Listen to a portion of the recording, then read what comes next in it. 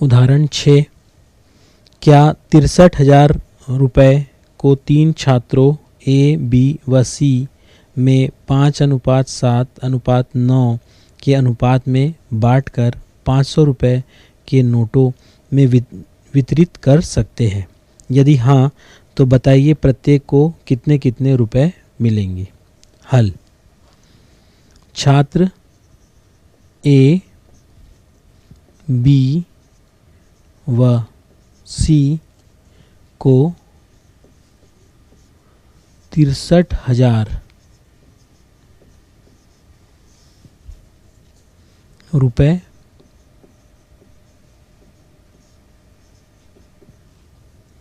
बांटने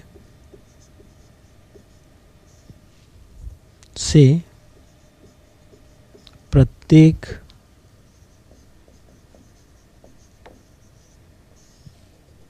को क्रमशः 5 के,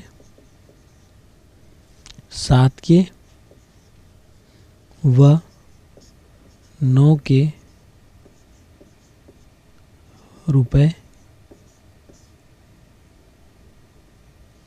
रुपए मिलेंगे।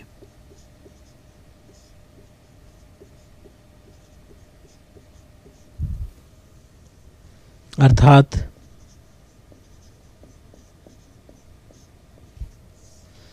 हमारे पास प्रश्न में दिया है कि कुल जो है 63,000 रुपये तीनों छात्रों में बांटे गए हैं। इसीलिए हम लिखेंगे अर्थात 5 के धन 7 के धन 9 के बराबर 63,000।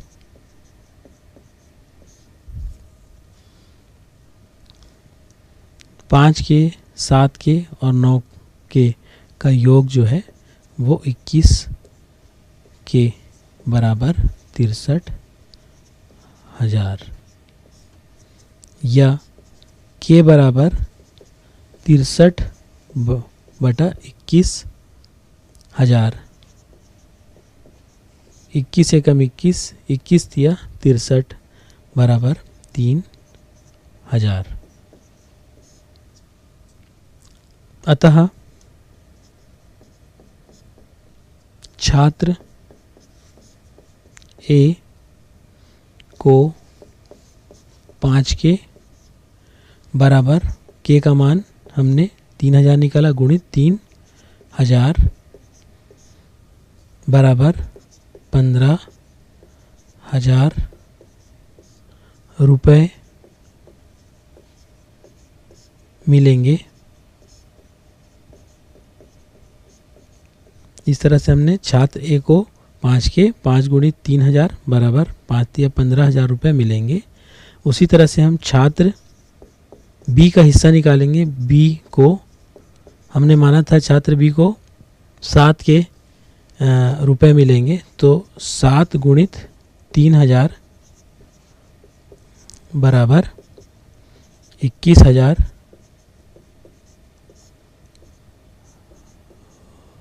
रुपये मिलेंगे।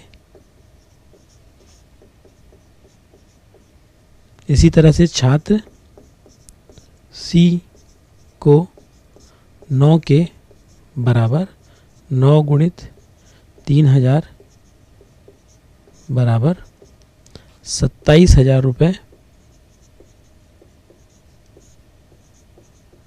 रुपये मिलेंगे।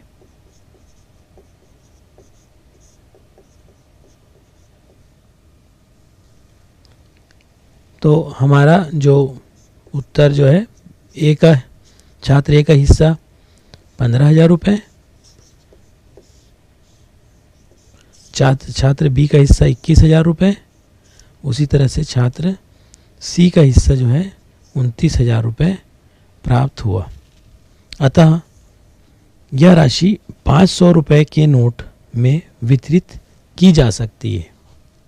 यह इस प्रश्न का हल होगा।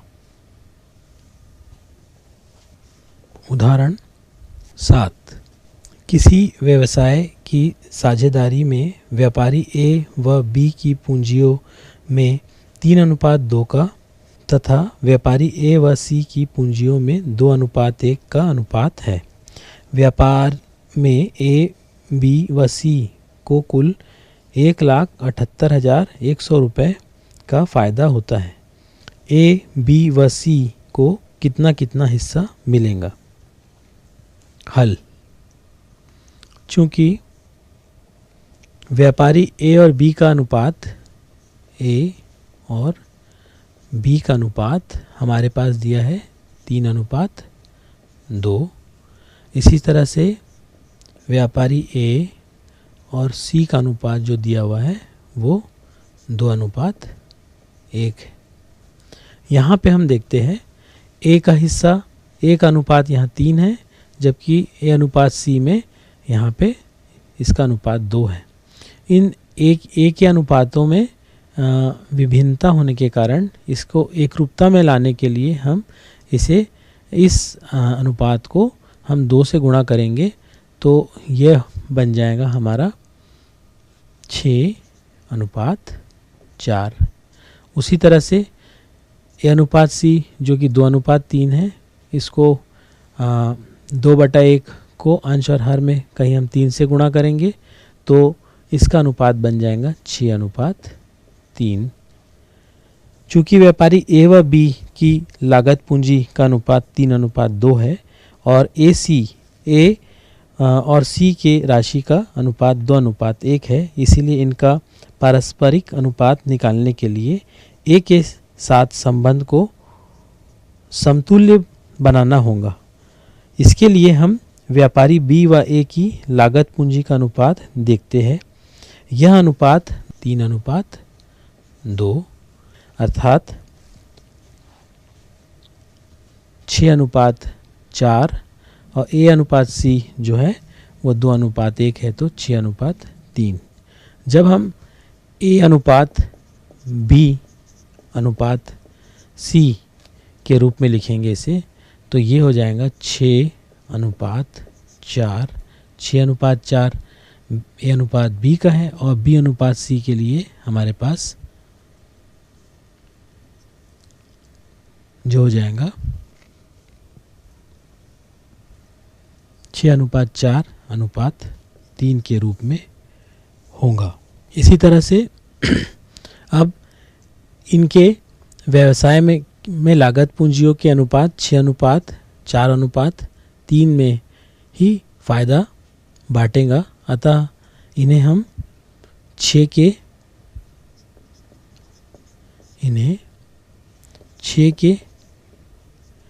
4 के व 3 के रुपए, इन तीनों को ए, बी और सी को 6 के 3 के 4, 6 के 4 के व 3 के रुपए मिलेंगे।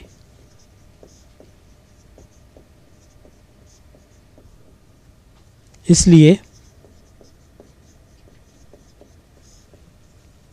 6 के धन 4 के धन 3 के बराबर 1,78,100 रुपये कुल तीनों व्यापारियों में व्यवसायियों में बांटे जाएंगे।